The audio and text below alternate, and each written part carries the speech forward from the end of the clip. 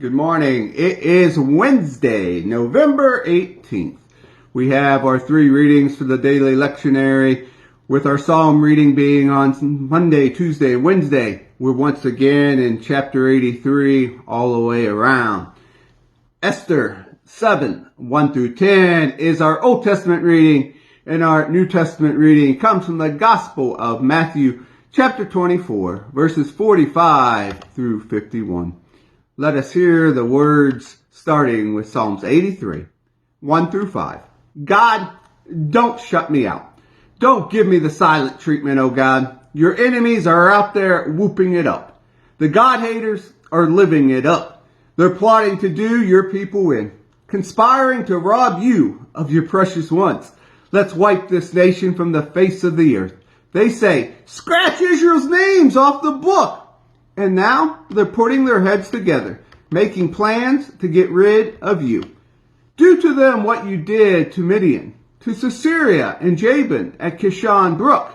They came to a bad end in Endor, nothing but dung for the garden. Cut down their leaders as you did Oreb and Zeb, their princess to nothing like Zebah and Zalmunna. With their empty brags, we're grabbing it all. Grabbing God's gardens for ourselves. 17 and 18. My God, I've had it with them. Blow them away. Tumbleweeds in the desert waste. Charge sticks in the burnt over ground.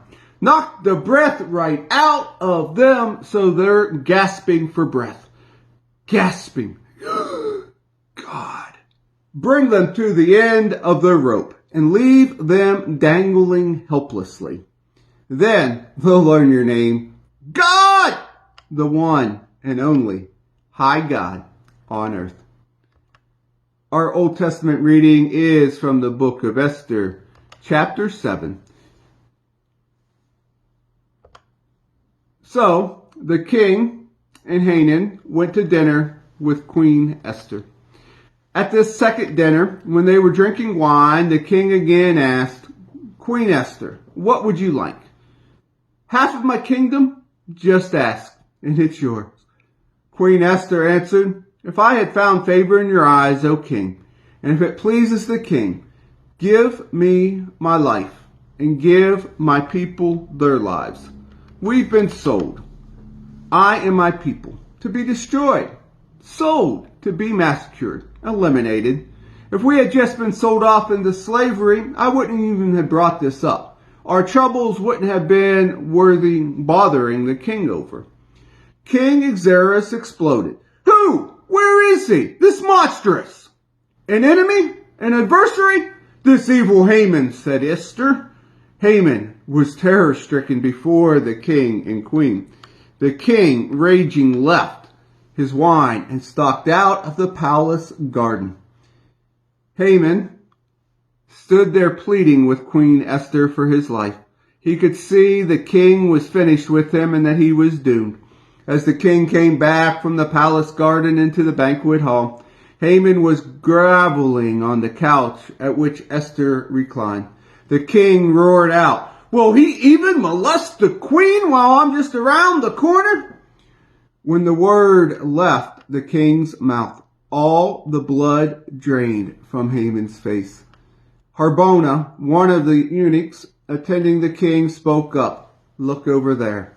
There's the gallows that Haman had built for Mordecai, who saved the king's life. It's right next to Haman's house, 75 feet high.